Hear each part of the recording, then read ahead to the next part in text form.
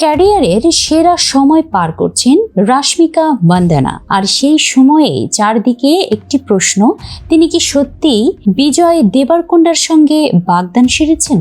অবশেষে নীরবতা ভাঙলেন তিনি। চলতি বছর রাশমিকা মান্দানার দারুণ ঝলক, সাবা থেকে দ্য গার্লফ্রেন্ড, একটার পর একটা হিট।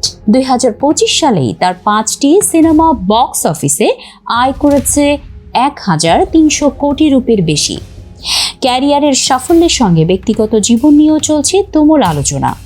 সাম্প্রতিক সময়ে ভারতীয় গণমাধ্যমে খবর ছড়ায় রশ্মিকা ও বিজয় দেবরকোন্ডা নাকি বাগদান সেরে ফেলেছেন। এমনকি 2026 সালের শুরুতেই নাকি বিয়ের প্রস্তুতি চলছে, কিন্তু এতদিন এই বিষয়ে কোনো মন্তব্য করেননি অভিনেত্রী।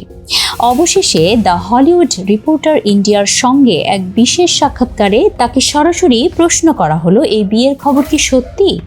রশ্মিকা প্রথমে একটু হেসে বলেন, আমি কোনোটাই করব না। তারপর যোগ করেন, যখন সময় হবে তখন আমরাই ঘোষণা দেব।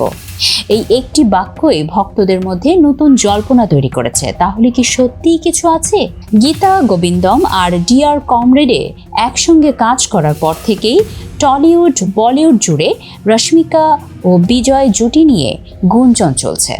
ভারত বিয়ন্ড বর্ডার্স একসঙ্গে 2024 সালেই দুজনেই বলেছিলেন সিঙ্গেল নন, তবে নাম প্রকাশ করেননি।